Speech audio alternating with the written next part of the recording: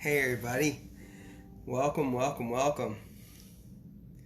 Serene Sunday, huh? I haven't done this in a few weeks. How's everybody doing? Slancha. What a nice weekend it's been, huh? Very few, very few, if not many, protests. We thought it would be a little bit crazier, but it wasn't here in the city of Philadelphia.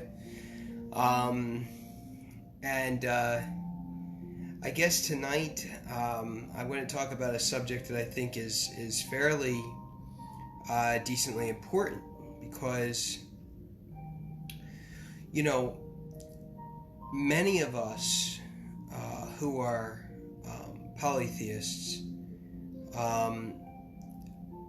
many of us struggle, right? We struggle with this idea of what do we say when we are singing our national songs, much of which involve God and not the gods, right?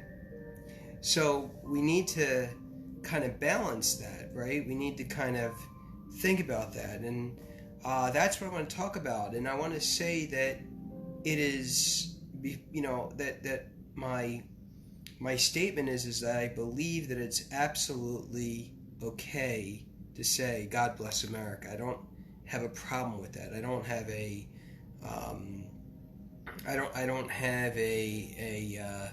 a qualm with that. I don't have a problem with it. I don't have an issue with that. I don't really see anything wrong with that, because regardless, the God or gods of your understanding are the God or gods of your understanding, and that even within the singularity, even within the if you will, the monism, if you will, even within that framework, it doesn't matter, because the one that I call God or gods, the one that you call God or gods, is neither here nor there, because it really truly is our concept of that one, our concept of those ones. And so every single person, I believe, on earth, every single person, every single being, and I don't know whether or not I would go so far into this, but I do believe that animals do believe in a higher source too. I do believe that. And because a lot of people say, well, animals don't have souls and things like that, and that's not the purpose of the night. Tonight is just to say that I think that it's absolutely okay to sing the national anthem and not have a problem saying God bless America, right? And here's why. My name is Nicholas Declan, Druid, founder of the Druid Circle, founder of the Druid Order of Blessed Stone and Wood, founder of Druid University, and Druid Living, conservative pagan media outlet. I hope everybody has had a very safe 4th. I think most of us, or many of us, are winding down. Many of us might have off tomorrow. Some of us might have to go into work, and others had worked on the 4th of July. So to those, I'm thankful. So let's begin. When we hear things like God bless America and, you know, anything else that involves a singular deity, in God we trust, these sorts of things, we must think about what is being communicated, rather than are we being indoctrinated to believe in the God, or I would say the God of the God of the Christian pantheon. And when we start thinking about it, and pantheon is just basically a group of beings, whether they be metaphysical, physical, whatever the case is, that are very close to the God of, or gods of your understanding. The goddesses are goddess of your understanding. And so when we talk about pantheon, we talk about our ethereal family, our mystical family, our ancestral family. And I think that it's important to figure out and understand that when we are talking about the God or gods of our understanding, we may want to benefit from thinking about an experiment. And that experiment is imagining if there was another party in front of you and that party asked you to draw a tree. And you were to go ahead and you were to draw a tree. If you were to go ahead and draw a tree, then your tree that you were asked to draw with no other instructions other than draw a tree, and another person's tree, if they were asked to do the same exact task, would be two totally different trees. One might be a pine tree or a coniferous tree. One might be, say, an oak or a deciduous tree.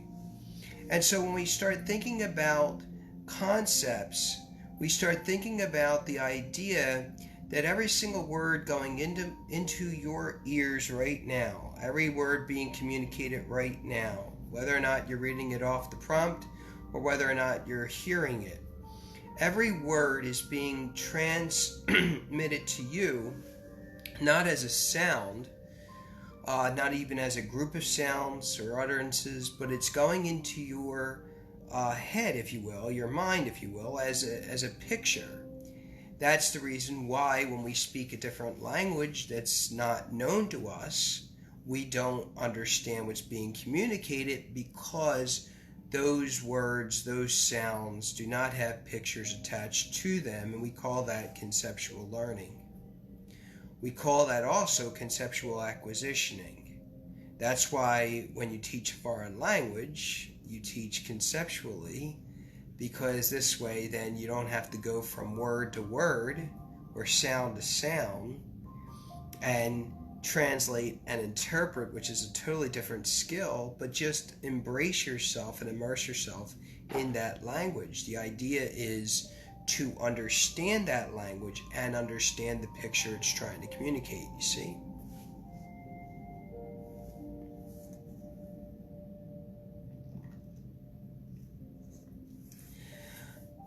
Earlier this afternoon, I watched Clash of the Titans, the new one, the new Clash of Titans, the 2010 one, I think it was. And in the very beginning is a very incredible scene. If you've seen this movie, whether it was the one from, I think, either the 70s or the 80s, or the one from just 10 years ago, the movie starts out, you see, with this clash of gods, and it starts out as the people begin revolting against the gods, you see. And what they do is they go ahead and they start taking all of these statues down. They start ripping apart the fabric of the thoughts, the philosophies, the theologies, the historicities, the traditions, and they go ahead and they do this. And they basically say, we don't need them. We could do it ourselves, right? And what they fail to understand is that by removing these statues, removing these graven images of the gods, we obviously can do things on our own, right? We strive to do things on our own. We thrive in doing things on our own. We thrive in being independent. We don't thrive in dependency. We suffer in dependency, right? We can't grow by being dependent. We have to grow by being independent, right? And whether or not that independence is supported independence or something else, it doesn't really matter. But The idea was a revolt against the gods by the people. To make new gods, if you will. To make new heroes, if you will, right? And so I'm not going to go into the whole Clash of the Titans with you, or what happens after, but the scene is the scene, and actually the entire movie is very true to pretty much what's happening now, right? And the God of our forefathers, the pantheon of our forefathers, was that of Christianity, right? And I would also say too that, as we know, and there's I would say significant proof in this, in our symbolism and in our sigils, in money and coding and things like that. I would say that there's significant amounts of occult, and I think that our ancestors, not our ancestors, which were the Native Americans here, or Native Indians here, or indigenous tribes here on this land, but just our ancestors that came after. You know, the God that they say, you know, in God we trust, and God bless America, and all this sort of thing, is relevant to them. But back then too, there was still a good amount, like I said, a good amount of history there that was fairly decently erased, much of which, you know, involved fairies and elves and you know, still a lot of that, you know, superstition, if you will. And even in the songs, we still see, especially in our traditional songs, we still see a lot of that, right? So as we move through history, we move in this direction of who were these people that broke away, if you will, from England. And that's really what the 4th of July is about. It has nothing to do with other than independence from you know, England. And we colonized, and that's what we did. We made colonies here, and we made those colonies 13. And there goes another interesting number, right?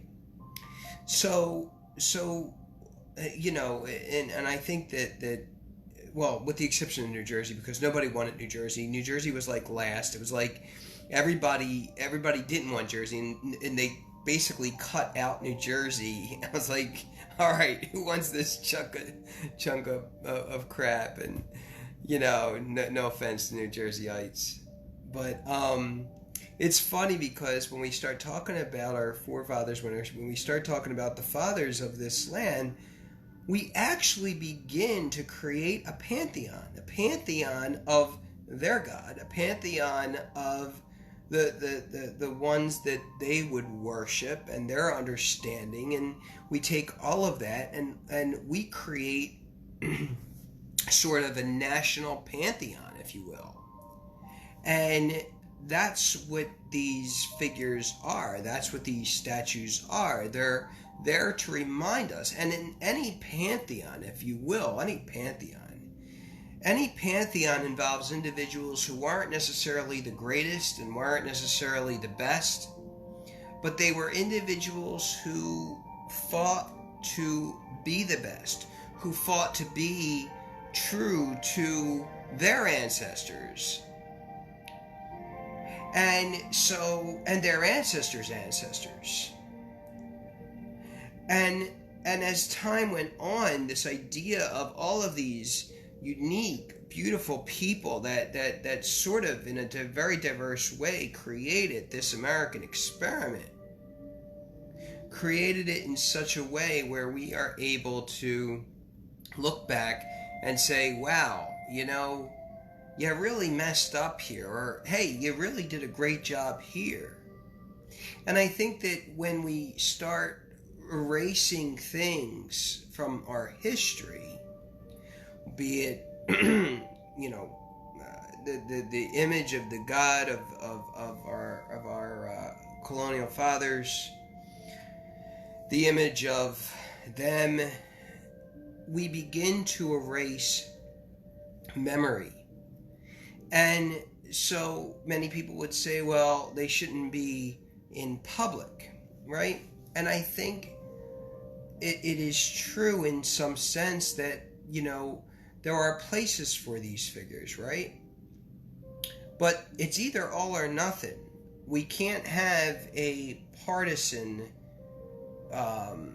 positioning of these graven images, right?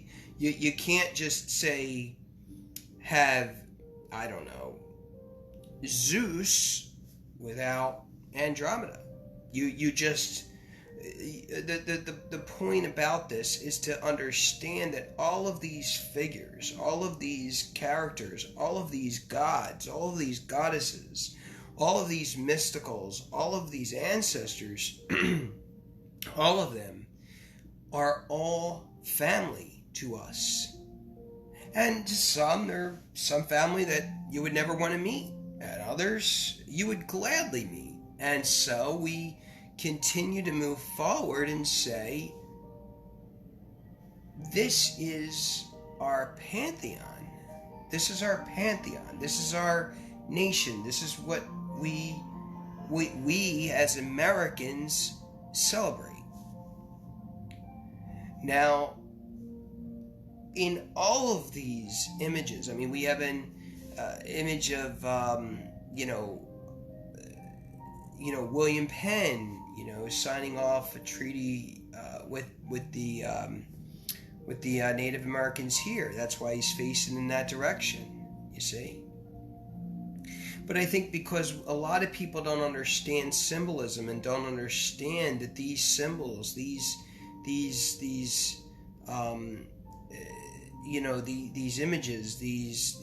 positioning a horse maybe on one foot, in the front, or a horse that's raised, right, means that they won a battle. A horse that's down on 2 feet, right, and their heels and their hind legs are up, it means they lost a battle. You see what I'm saying? So when we pull statues down, a hand movement, a hand gesture, a wink, a smile, no smile, facial expression on them, all of that really is very symbolic. And in a sense, part of their soul, part of them, remains with that statue. Does it mean that the statues that were made, erected for, say, Zeus in the movie that I saw earlier, does it mean that deity was in there? No, but it does mean that it is a blessed thing, right? So a lot of people say, well, wait a second. So what if they have a statue or a statue of Stalin? Is that okay? Well, unfortunately, I'm probably going to say yes, and the reason is because it reminds us of the dangers of the horrors of communism and socialism. And so when we start talking about this idea of history, we start talking about this idea and this conversation of, do we leave these things up? Do we take them down? I think that there are ways to do it without upsetting the deceased, without upsetting our ancestors. And remember that we have 2 groups of ancestors, right? We have ancestors that are our ancestors. 3 groups, I would say, are I guess our pantheon that we celebrate and our pantheon that we honor. Those are our ancestors, or part of them. The ancestors of those in the nation in which we live, and finally our blood ancestors, right? So there's the 3, right? Technically my blood ancestors weren't here, didn't help colonize this land. And in addition to that, but my national ancestors were, and I consider, George Washington and Thomas Jefferson and all of our other ancestors, even great civil rights leaders. I mean, all of them that have gone before, all of them have played a significant part in the outcome of their butterfly effect, of which we have today. And so if we don't talk about this, if we don't talk about this idea if we don't talk about this idea of honoring our ancestors, then we can't understand why it is important to say, "In God we trust," or "God bless America," and be okay with that. And the reason is because we are honoring a new pantheon. We are honoring a new, a new group of people that have gone before us. And when we start thinking of it that way, then I think it's a little bit more appropriate that we begin to say, I get it. When I say, "God bless America," I'm talking about source. I'm talking about the deity of whose picture formulated in their minds. And that's okay. That's okay. Now, a lot of people say, "Well, Druid in the class," well, aren't you being a bit divisive? Aren't you being a bit divisive in the fact that what you're saying is that there are two different gods, the Christian God the Christian God that they worshipped and the Christian God that we worship are two totally different gods? No, I'm not saying that. I'm saying this, that the concept of that particular Christian God is different than the Christian God that we have today. I'm not saying that the story changed. I'm not saying that any of that happened. I'm saying that it was a different concept. And we need to be okay with that. We need to recognize that. That's why I don't have any problem with singing the national anthem. That's why I have no problem with saying, "In God we trust," or "God bless you." Although, when I go to bed at night, I say "Goodnight, gods," but that's just me.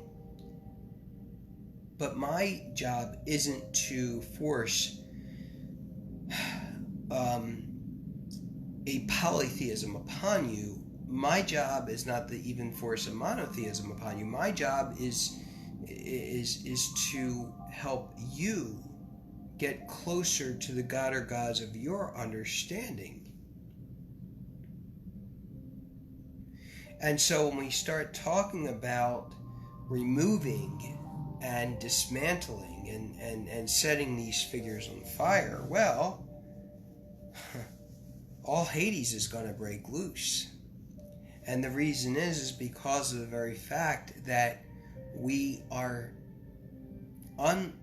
doing two things. We're unleashing a force that may be necessary actually to quiet some of this stuff. But in addition to that, we are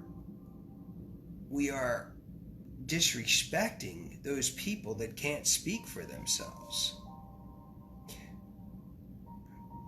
One thing we were always taught as children, and that was never talk badly of the deceased.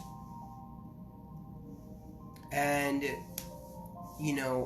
sometimes, especially even with family members, it's fairly difficult. The ones we didn't like, the ones that harmed us, the ones that hurt us. How do we not say anything bad if that's the only experience we had with them? Sometimes, though, it's better to just not say anything at all.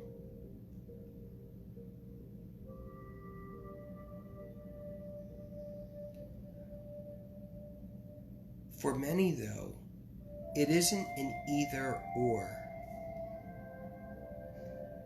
It isn't it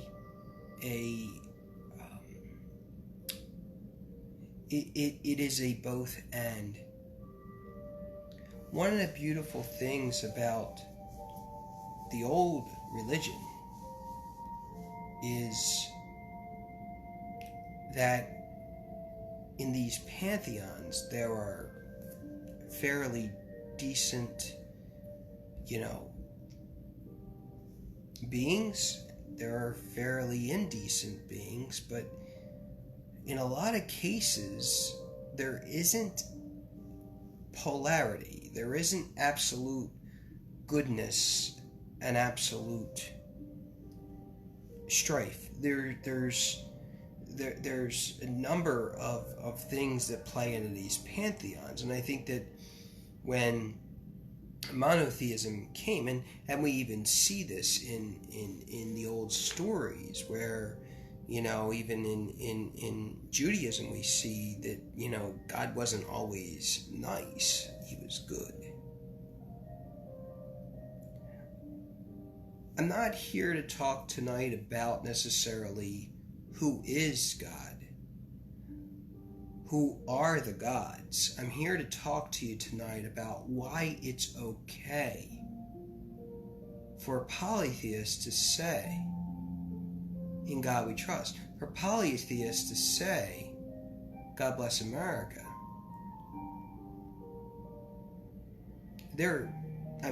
If you want in your head and change that, you could too. Just saying it. Sometimes it's nice to do things with others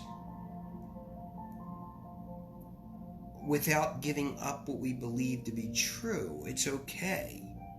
It's not difficult. It's not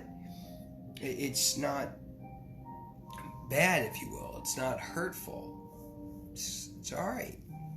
And you could say, you could sing the national anthem, you could sing our national songs, you could sing all that stuff. It's 4th of July. Sometimes it's good to, when in Rome, do what the Romans do. It's okay. It doesn't mean you have to be indoctrinated. You can still be independent, you can still hold your own beliefs, but there's a certain camaraderie that many of us share, right? And when we start understanding that camaraderie, then we start understanding then we start understanding the relationship between all of our heroes. All of our heroes that made this experiment great, and in our greatest faults, we overcame. In our greatest weaknesses, we earned strength. In our greatest suffering, we earned liberation. And when we start talking about that, then we start having a greater appreciation for the things that are held to us. So by disturbing these statues, like what happened in Clash of the Titans when the people began to have a war with the gods,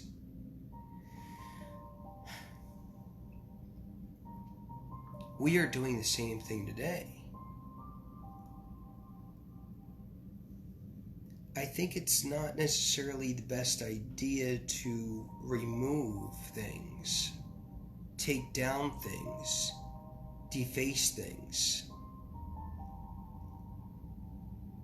especially when many of these people have no clue what history is about. I think that's the sad part. The sad part is that many of these don't know anything, and they don't know much about art either, especially classical art.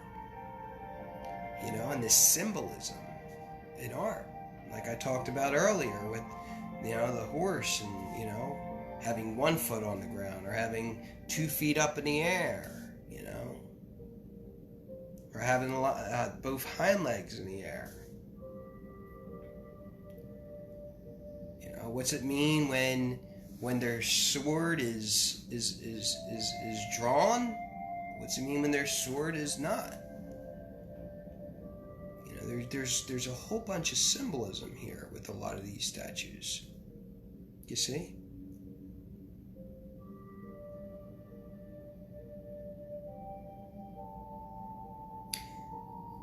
And many don't understand the importance of keeping them. I was one at one point to want to take down and remove all of these statues.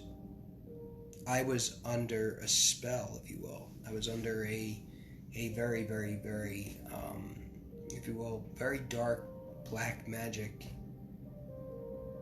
And today, what is being used with many of these groups is black magic. Remember, magic can neither be good or bad, black or white. It's the intent behind that, right? And I think that when we start using it to tear down, to destroy, I just don't see good in that. Now, naturally, is that important? Sure. Do we have gods of destruction? Absolutely. Absolutely. But they're natural, and many are natural disasters. We need that for the earth itself to change, for the earth itself to adapt, for the earth itself to heal. And I think that when we start removing things and tearing down things and doing it with such hate, there's so much hate in a lot of these movements. 2020 was not a good year for many of us so far. I mean, it started off pretty good, and then boom, it's like, oh yeah, that's right, it's an election year. That's why it's not good. And it's sad because a lot of people had to also be sad because of the sadness going on. And that's simply not fair, especially when you're trying to promote a political agenda to divide many people. None of what's going on right now, or has happened in 2020, happened because it was genuine. It all happened because it was spiteful. And they basically pander and use pandering tactics to enrage individuals all these past 4 years, actually, since the Bernie Sanders days. They took these past 4 years to make an a point, to make people feel sad, to make people feel shamed, to make people feel horrible about who they are and horrible about the circumstance they're in now. We shouldn't do that. If we don't like something, we move away from it. Focus on the things you like. Focus on the things you love. Focus on the things you enjoy. Don't focus on the things that are hurtful.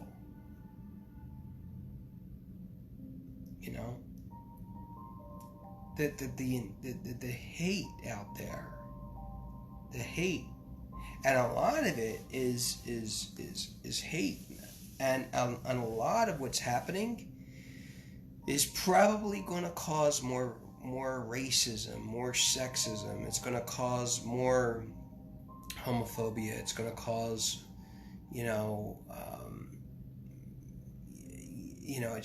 going to cause more, cis sexism. It's going to cause more of that, because I think that instead of just beginning to speak with people, moving on about your day, enjoying people for who they are, I don't see a problem with that. You could walk around all day with a stick and a sign and a chisel and chains to take down whatever you want to take down. That's not going to change anything. It's not going to make the restaurant owner that's a bigot like people they don't like. It's going to make it worse. And then people are going to say, look at all this racism. It's because it was caused, it was invented, it's brought to you by our government. And that's sad. So I think that when we start thinking about, when we say God bless America and in God we trust, like I said, I don't have a problem with that. But I do have a problem with removing things, especially the symbolism behind it. I think many of which were placed with good intentions. And when we replace that with bad intentions, then we say, well, good luck. Because then it's between you and that structure, spirit, heart, soul, and mind that you destroyed.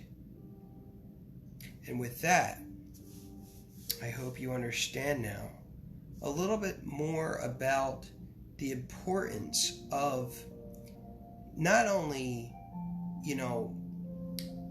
a healthy patriotism, a healthy nationalism, a healthy way of saying you are proud to be an American, or proud to be an Irishman, or proud to be whatever. Be proud of your nation. Be proud of its heritage. Be proud of, and being proud doesn't necessarily mean that you're happy about the things. Being proud and being happy are two totally different things. Being proud means that you're proud that we have accomplished the greatest things we've accomplished. And how many more things can we accomplish? You see?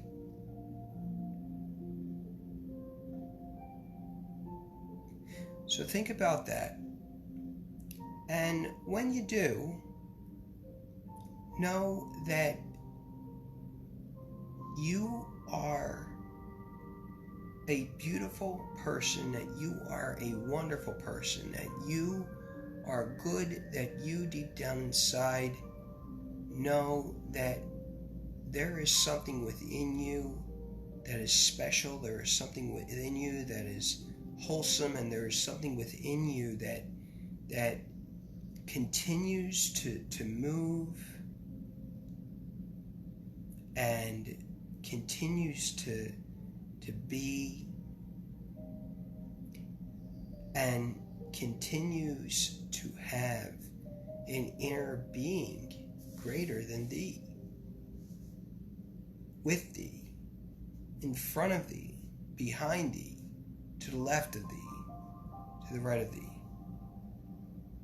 above thee and below,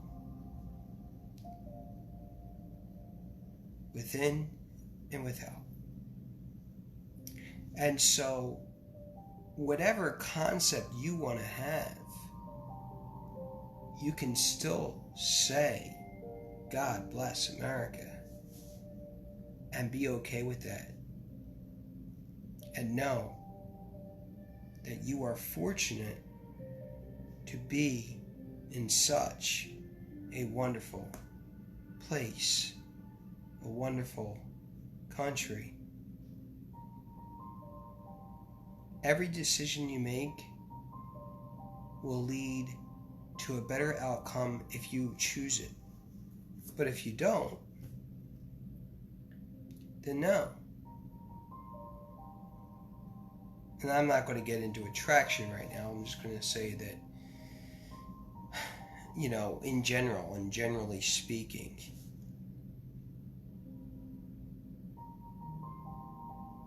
so that's it. I would give you some Druid, which is teaches some magic, and I would give you some Forefathers, but which is the Druidic mantra. But I'm going to not do that tonight. And I think that I'm just going to give you guys a blessing, and really think about the words that I've communicated to you. Because I hope, at least, that it will teach you to have a greater appreciation and be more grateful for the things you have, instead of destroying the things that you have no clue about what they are. You can do this. You can do this. All right, now for your blessing. All right, there we go. Wherever you're at, whenever you're at, this goes beyond time and space.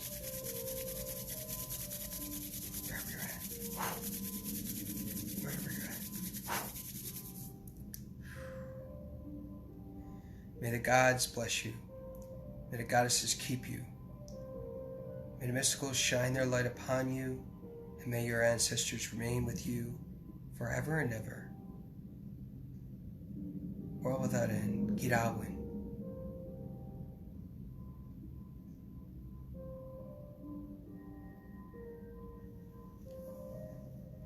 Bechigora Harnit.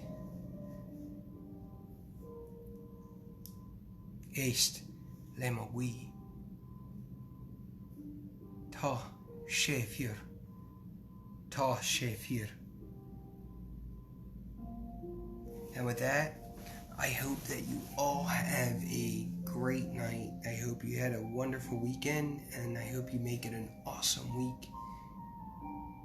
Because whoever the god or gods of your understanding are, whatever the pantheon or pantheons of your understanding are, they are with you. They are here to help when you exert. And in your weakest state, know that even if you flinch when it's difficult, they will extend that hand to help you. Understand that, know that, believe that to be true. God bless America. Thank you, everyone.